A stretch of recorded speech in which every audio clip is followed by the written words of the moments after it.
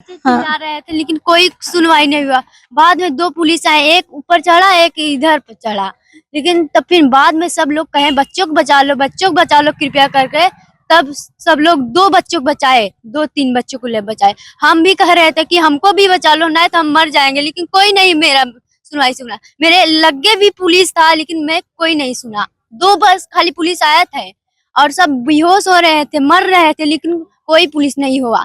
4 घंटा हो गया था आने के लिए, 4-3 घंटा। क्या नाम है आपका? कोमल राजभर। आपने देखा इस वीडियो में एक बहन अपना दर्द बता रही है कि कैसे उसकी 7 साल की छोटी बहन को किसी ने फेंक दिया था। जब ये भगदड़ हुई, कुंभ की जब भगदड़ हुई, तो उसमें लोगों ने एक 7 साल की बच्ची को फेंक दिया था। माँ चिल्लाती रह गई कि कोई मेरे बच्चे को बचा लो, कोई मेरे बच्चे को बचा लो, लेकिन उस माँ की किसी ने नहीं सुनी और उस माँ ने भी वहाँ दम तोड़ दिया। लेकिन गनीमत रही कि वो बच्ची बच गई, 7 साल की थी। अब उसे उसकी बुआ अपने साथ पाल रही है। उनकी बुआ का कहना है कि भगदड़ इतनी ज़्यादा थी कि उसमें उनकी माँ की भी मृत्यु हो गई और उनकी भाभी की भी मृत्यु हो गई। दोनों ही भीड़ ने सब कुचल दिया। कोई सुनने को राज़ी नहीं था। वो पुलिस से चिल्ला रहे थे मदद के लिए, लेकिन मदद के लिए कोई नहीं आया। आपने लड़की को सुना, लड़की अपना दुख बयां कर रही थी। उसने कहा कि हम तो चिल्ला रहे थे लेकिन कोई पुलिस मदद के आई। उनकी बुआ ने क्या कहा, एक बार वो भी सुनिए आप। कहाँ की रहने वाली हैं आप? जौनपुर का। कितने लोग आए थे आप लोग स्नान करने? 20-22 जने आए थे। 20-22 बज आए थे। 9 बजे तक ले हम लोग आए वहाँ पर। हम सोचे, हमारे माता जी बोल रहे हैं कि हमें कुंभ का नहाना है, चलो हमें नहवा दो पिताजी से, कभी नहीं नहाए हैं, नहवा दो। तो हमारे पिताजी से गाड़ी किए, 22 जने के लेके आए। सोचे कि वहाँ पर जब इतना है सब नहा रहे हैं पब्लिक लोग, तो सरकार पूरा सुविधा दे होगी तभी ना। तब वो लेके आए हम लोग के। जब हर देखे तो हर सही रहा सब। जब ये साइड हम लोग आए के जब जुटे थे और उधर का नहाने वाले और इधर का पब्लिक सब आकर एक जगह सब हो गई। और 77 वो लोग नाकाबंदी कर दिए, सब रोड जाम करके बंद कर दिए। न इधर से मनाई जा रहे, न उधर से मनाई जा रहे, न इधर से पब्लिक, कोई नहीं। पब्लिक लोग, मेरी ये जो भतीजी यही है, वो बहुत रो रहे थे, चिल्लाती, तो कही कि मैं मर जाऊंगी लेकिन मेरी बेटी को तो बचा लीजिए। हाथ गोड़ जोड़ी तो फेंकने लगी, तो कोई फेंक उठा कर ले जाकर बांस पर फेंक दी। तो ये बांस पकड़ के लटकी थी ये लड़की, इस 7 साल की लड़की वही बांस पर थी। और उसके बाद हमारी भाभी और मेरी माँ, वो लोग तड़प तड़प के मर गई। लेकिन पब्लिक लोग, कोई ना पुलिस ना अधिकारी, कोई नहीं मेरी माँ को बचाया, कोई नहीं बचाया हम लोग को। अच्छा, इस बच्ची की माँ की भी डेथ हो गई है? हाँ, इसकी माँ के भी 3 बच्चे की माँ थी। ये छोटी वाली लड़की है, अंजलि नाम इसका है। एक कोमल है, ये है दूसरी नंबर। तो जो है बड़ी वाली लड़की है, ये है अन्नू है, ये भी है। इनकी माँ की डेथ हो गई है? हाँ, इनकी माँ के डेथ हो गई। अब हमारी माँ भी मर गई है, मेरी माँ मेरी भाभी मर गई हैं। अब हमारे घर में कौन खिलाएगा, कौन पिलाएगा, कौन हमारे लोग को देखभाल करेगा, 3 बच्चे को कौन संभालेगा, इनका देखेगा। आपने सुना कि बुआ का भी वही कहना है कि वो चिल्लाती रहीं, मदद मांगती रहीं, और अब उन्हें बड़ा ही दुख हो रहा है कि उस बच्ची को उन अपनी माँ खो दी। अभी तक उसे ठीक से पता भी नहीं होगा कि क्या होने वाला है, आगे कैसे क्या होगा। अब वही वाजिब है, वो कह रही हैं कि मैं ही इस बच्ची को पालूंगी। लेकिन एक परिवार पे जो संकट टूटा, एक तरफ अपनी भाभी को खो देना, एक 7 साल की बच्ची को, अपनी माँ को खो देना, और एक औरत जो कि यहाँ दो लोगों ने अपनी माँ को खोया। बुआ ने भी अपनी माँ को खो दिया और 7 साल की बच्ची ने भी अपनी माँ को खो दिया। और दर्द वही था कि लोगों ने ज़रा भी दया नहीं दिखाई, बच्ची को फेंक दिया। बच्ची जो वहाँ बैरिकेड लगे थे बांस के, उसमें फंस गई, उसके वजह से वो बच गई, नहीं तो इनका कहना था कि वो भी नहीं बच पाती।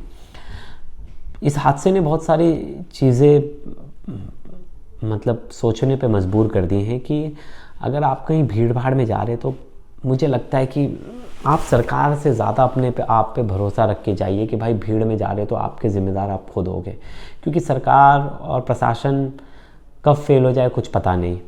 मैं तो लोगों से मतलब जब ज़्यादा भीड़ हो, जिस दिन मेन जिस दिन वो था, अगर आपको लग रहा है आगे भीड़ है तो आप रुक जाइए, 1 घंटे पहले या 2 घंटे पीछे रुक जाइए, आप उस जगह पे मत जाइए, क्योंकि हम प्रशासन से कोई उम्मीद नहीं कर सकते। प्रशासन तो हाथ खड़े कर रहा था।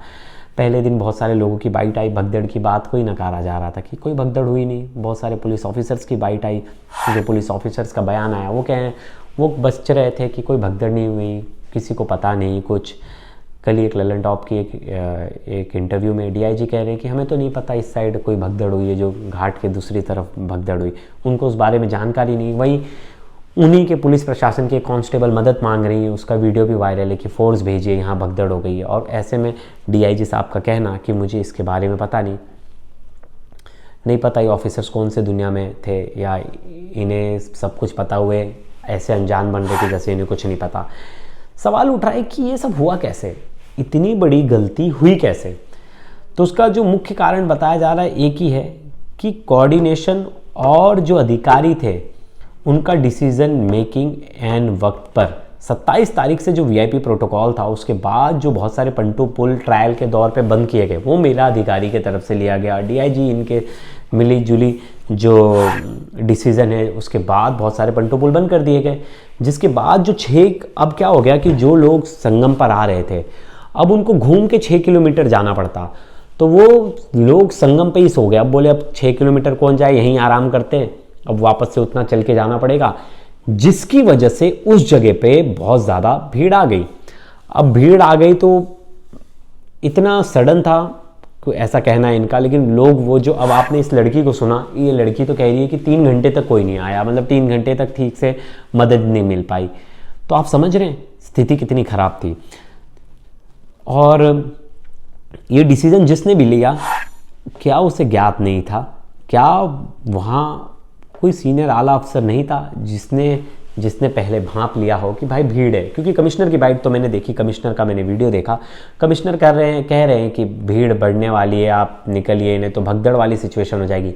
जब आपको ये सिचुएशन पता है भगदड़ वाली सिचुएशन हो जाएगी, आपको तुरंत अलर्ट करना चाहिए था कि अब बैरिकेड्स लगाया जाए और भीड़ को पीछे पार्ट्स में डिवाइड करके रोका जाए, क्योंकि यही एक ऑप्शन होता, और कोई दूसरा ऑप्शन पता नहीं आया तो आपको भीड़ को डाइवर्ट करना पड़ता।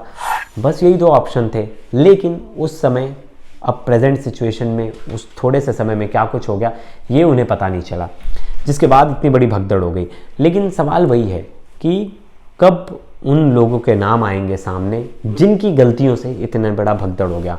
7,500 करोड़ का बजट था, 1 साल की तैयारियां थी, कोई छोटा इवेंट नहीं था, इतना बड़ा महाकुंभ हो रहा था इतने सालों बाद। हमें भी ये चीज़ पता थी कि कुछ ना भीड़ इतनी ज़्यादा है, दुर्घटना होने के चांसेस ज़्यादा हैं, उसी हिसाब से प्रिकॉशन आपके तरफ से लिए गए थे।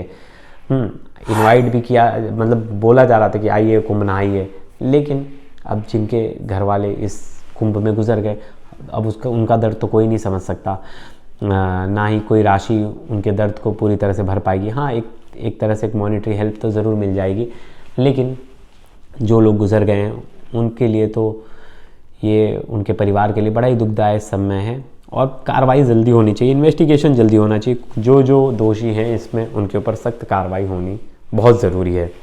नहीं तो आने वाले समय में भी जब किसी को लगेगा कि यार कार्रवाई तो हो ही नहीं, कोई बात नहीं, फिर ऐसे रूटीन, फिर हादसे होंगे, फिर कहीं कुछ ना कुछ होगा, और जो मेन मुख्य लोग हैं उन पे ही हों, मतलब जो ऐसा ना हो कि कोई बच जाए। जिन लोगों की गलती थी उन सब पे कार्रवाई होनी चाहिए। हर परिवार का यही मांग है, जितने भी परिवार हैं उन सबका यही कहना है। बहुत तो कुछ कह भी नहीं पा रहे, रो रहे। तो आपकी दोस्तों इस पे राय क्या है, और इस हादसे को लेकर आप क्या सोचते हो? आप अपने विचार ज़रूर ही कमेंट बॉक्स में लिखें, क्योंकि आपके विचार जानना भी बहुत ज़रूरी है। कहीं कुछ लोग, कल मैंने कमेंट्स पढ़े, लिख रहे थे कि आप बहुत सारे लोग, एक हादसा हो गया तो बड़ा ही नेगेटिव बना दिया आपने। देखिए, ये दर्द जब हमें तब तक, या आपको तब तक नहीं समझेगा जब तक हमारे परिवार पे ना बीते। वो 30 परिवारों से जाके पूछिए उनका दर्द, जो इस हादसे में अपनी जान गंवा बैठे। तो वो दर्द समझने के लिए हमें उसे हमें समझना पड़ेगा कि उन परिवारों पर क्या बीत रही है। तो ये कोई छोटा हादसा नहीं था। जो लोग इसे छोटा छोटा समझ रहे हैं उन्हें एक बार देखना चाहिए, बहुत सारी वीडियोज़ हैं, तब उन्हें समझ में आएगा कि वहाँ की स्थिति क्या थी। तो दोस्तों ज़रूर अपने विचार रखिएगा इस वीडियो पे, और आपको ये वीडियो कैसी लगी ज़रूर बताइएगा। धन्यवाद।